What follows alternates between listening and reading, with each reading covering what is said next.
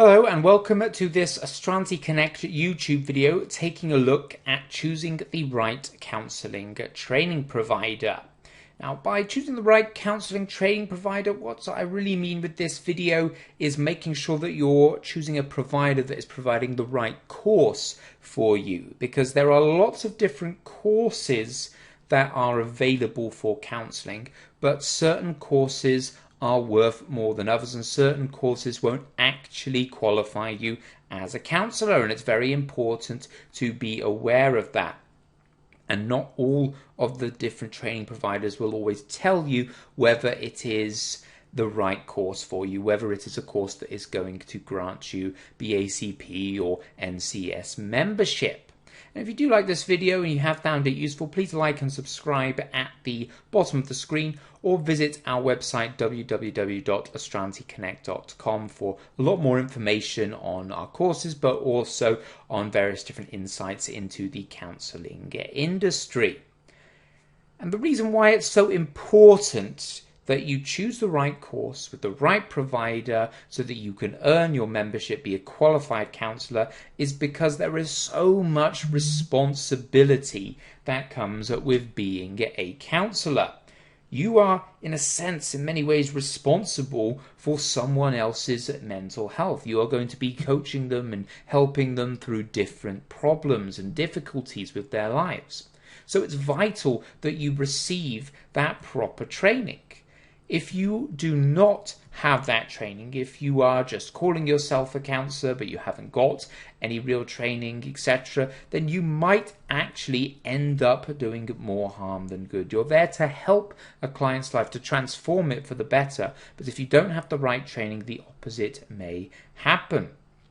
And that's why it's very important that you choose a course that is going to grant you membership, because that means that you will be required to meet a certain standard before you are qualified, and then all your clients and you yourself will know that you are of a certain standard.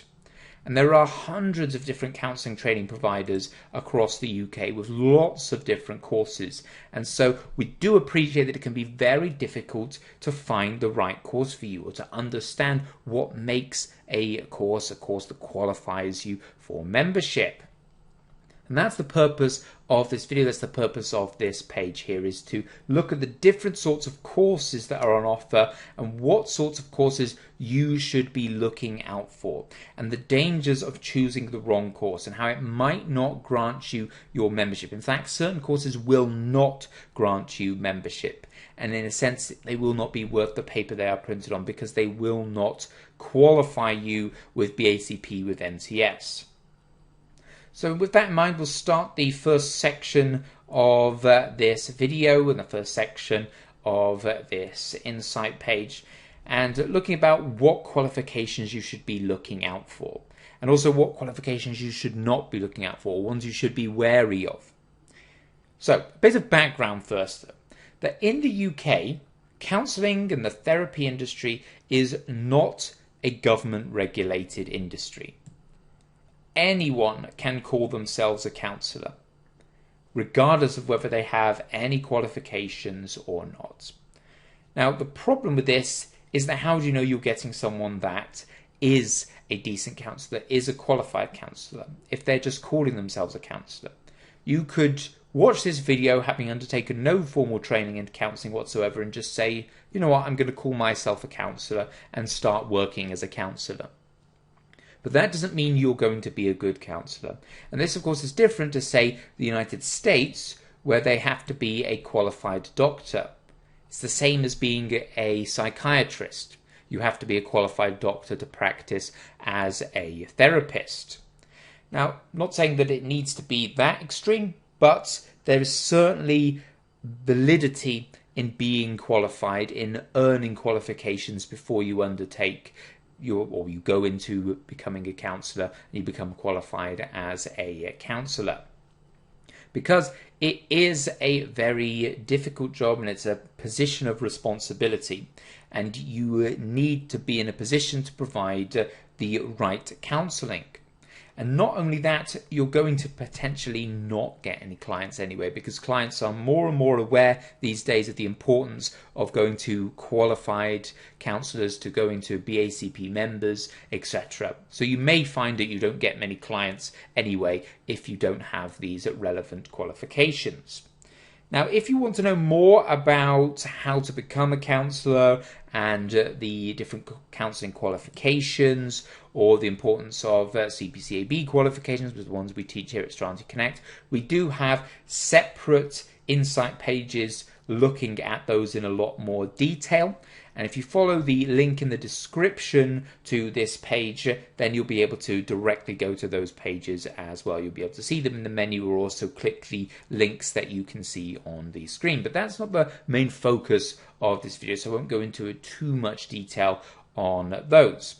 But we have chosen the CPCAB qualifications because they are of the highest standard, and also they are approved by BACP as well. So if you do undertake CPCAB qualifications, you're highly likely to receive your BACP membership as well, provided you have the relevant practical experience.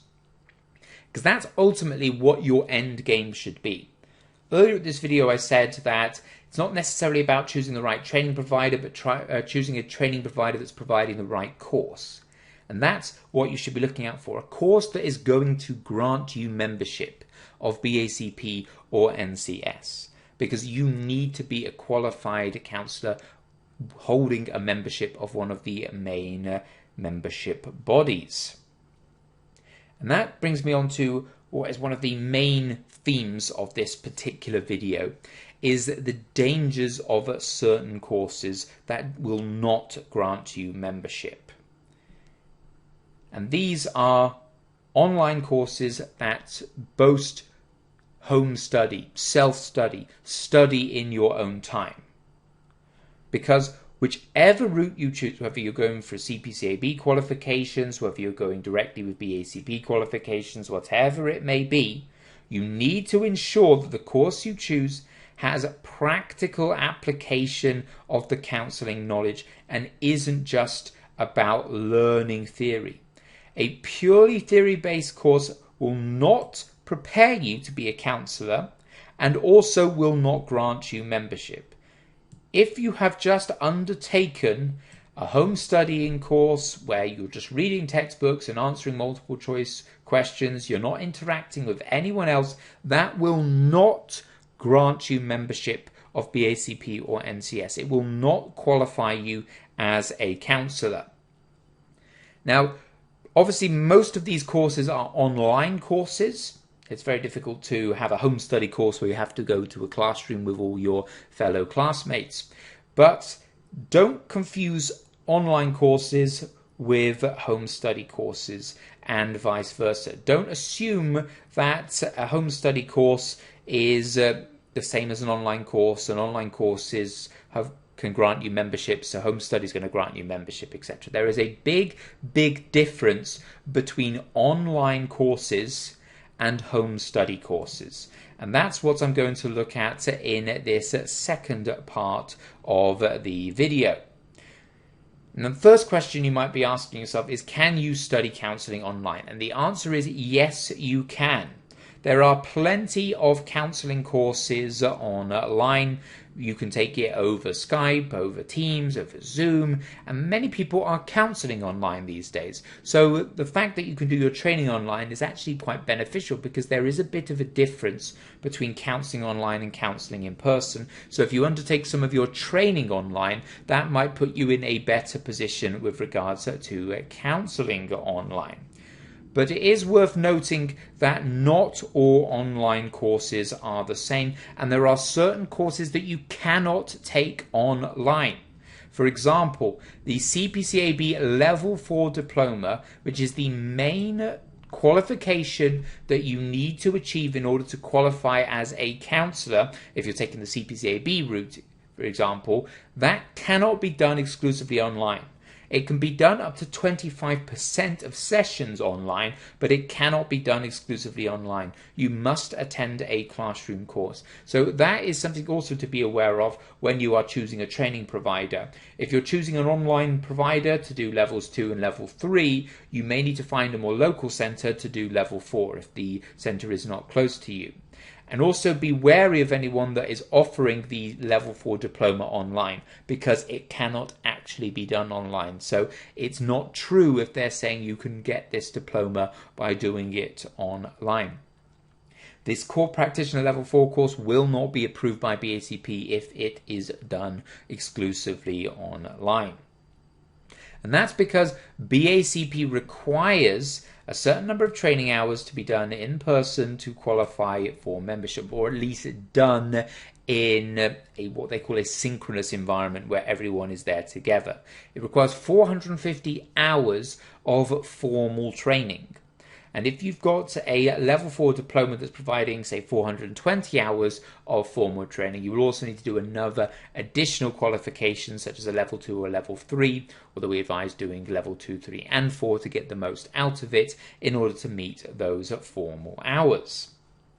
And if you would like a bit more information on online courses, we do have another one of these pages looking exclusively at online courses.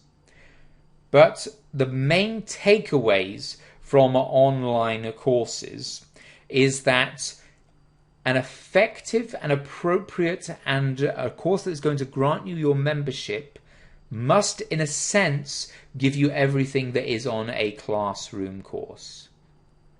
A good online counselling training course will essentially be taking the classroom environment and putting it online. You'll be getting everything that you get in a classroom course, but online. You'll be there at the same time. There'll be a tutor, there'll be your fellow students, there'll be breakout sessions for your practical experiences and your practical exercises. That is required for a quality online course, is to essentially replicate a classroom-based course. Again, be very, very wary of any course that is not covering what would be covered in a classroom course, or is not giving you that classroom experience. If you are not doing practical training, if you are not having formal training where the tutor is there and your classmates are there, all of you together at the same time, learning the same thing at the same time, that is necessary to qualify as formal training. Home study is not relevant. It will not qualify you. Now, of course, that doesn't include going off and doing some of research or doing some extra work on your own time, doing your journals on your own time, etc. That naturally can be done on your own time.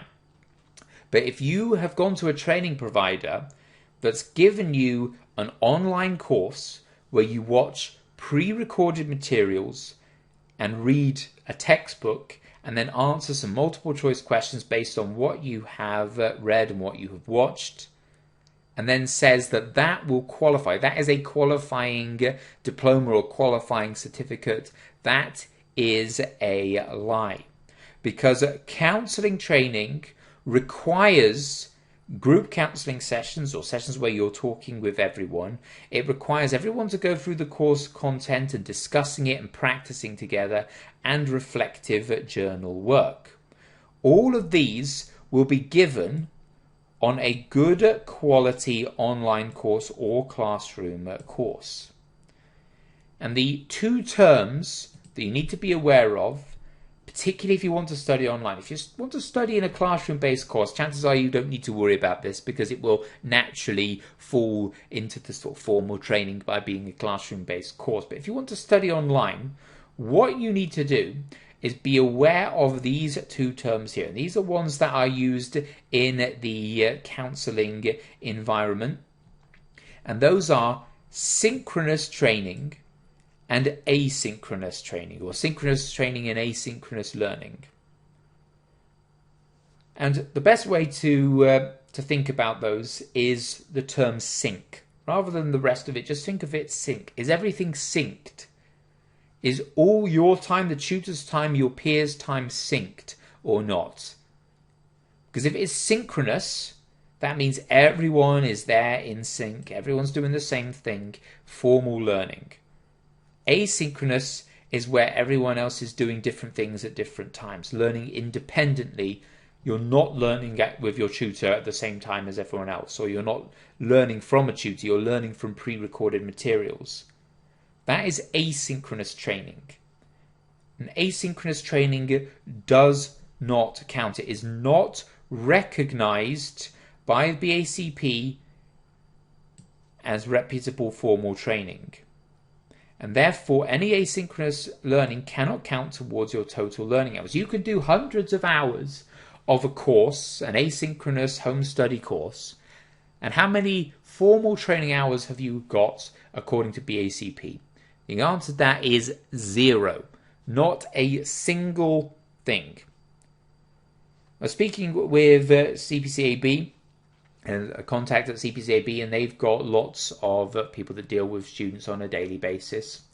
And there was a story that one of them told me where they were speaking to a student, and this student for the last few years had spent over £3,000 taking several home study counselling courses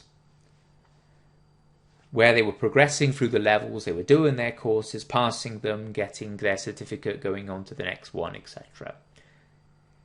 And they were horrified when they were told that actually what you've done is not worth anything. If you wanted to come onto a CPCAB route at this point, you'd have to start at the absolute beginning, because nothing that you have done counts as formal training. So imagine how that student must have felt, and be wary of that. You don't want to be in that position. You don't want to have spent money on a course that doesn't count.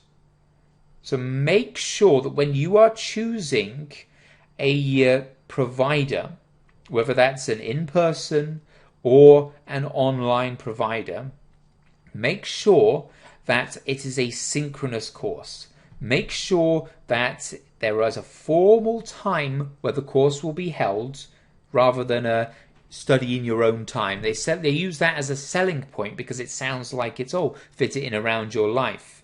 But counselling training is a huge undertaking. It's not something that you can just pick and choose when to do it in and around your life. You have to adapt your life around your counselling training, because you're going to have to adapt once you become a counsellor anyway.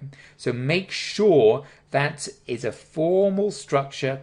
There is a formal time, whether it's an evening, whether it's a morning, whether it's a full day, but everyone is going to be there at the same time learning the same thing, because only synchronous hours count as formal hours for your training, whether that's with CPCAB or whether that's earning your BACP membership. And also, when you're choosing an online class provider as well, do make sure that in addition to the format of the sessions, do make sure that you meet the technical requirements as well. Make sure you have a stable internet connection. Make sure you have a device. Make sure you have a printer. All these things that you need in order to take the online course, to replicate the classroom experience effectively. And do always check that the format of the sessions is going to be synchronous, and do check that it will also allow you to become a member of a professional body. For example, CPCAB courses, you can do levels 2 and 3 online. You have to do level 4 in person, but all of them count as formal training. So the level 2 and 3, the hours that you earn from that will still count as formal training towards your BACP membership, because it is all done synchronously. So to summarize, what we're ultimately saying here is there is a big difference between an online class and distance learning. An online class is a classroom setting, classroom experience that's done online. Distance learning is asynchronous self-study methods. Be very wary of those. Those will not grant you your membership, and you'll have to start all over again on a synchronous course if you want to actually be a member.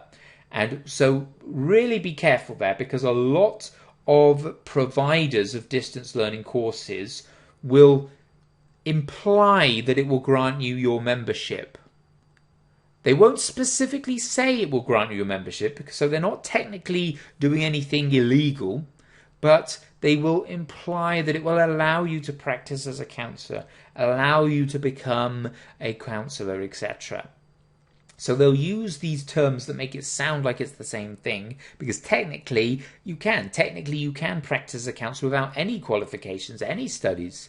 But if you want to really do it right, so to speak, to become a qualified counsellor with a membership status of a membership body and progress, be also wary that with the CPCAB framework, the industry is becoming a bit more regulated and a bit more formal, so formal qualifications are going to be important going forward. Be wary of any distance learning course, and if necessary, check with the training provider as well. Contact them and say, is this going to grant me membership of BACP or allow me to get a membership of BACP? Because they won't be able to say that on the spot, then they won't be able to say yes it will, because technically it won't. But it's very, very important that you do that. And how to think about this as well is think about it like a pilot. Now, to become qualified as a pilot, you need to pass a lot of exams and you need to do a lot of practical experience. Now, without that practical experience, it's only right that you wouldn't qualify as a pilot. Would you want to get on a plane when the pilot speaks to you and they say, oh, it's my first time flying a plane today. I haven't actually done it. I've passed all the exams. I've read the manual on how to fly a plane, but I've never actually flown a plane before. So this is going to be my very, very first experience. But I've passed all the exams. So rest assured I've passed all the exams. I've read the textbooks on how to fly a plane, so I know how to do it. Would you be happy to be on that plane? Probably not. And that's the same principle here, is distance learning gives you all the theory, but it doesn't give you any of the formal practical application, and that is what truly counts. In the same way as a pilot needs that practical experience before they can become qualified as a pilot. Now, if you do have any more questions on the difference here or things to look out for, please drop a message. Perhaps drop a message in the messages as well, and the chat box if you have any other questions or any thoughts on that or things to look out for that might be useful to your fellow counselling students. Do visit the website www.astranticonnect.com for more information about courses as well. And I do hope that this has helped you to really clarify the difference between online classes and distance learning, because there is a difference and it's a very important one. And please join me for the second part of this video where we'll be looking more specifically at the different sorts of courses offered by training providers and choosing the right one for you and looking at personally at what you require from a course as well. So I hope to see you for that one, and goodbye for now.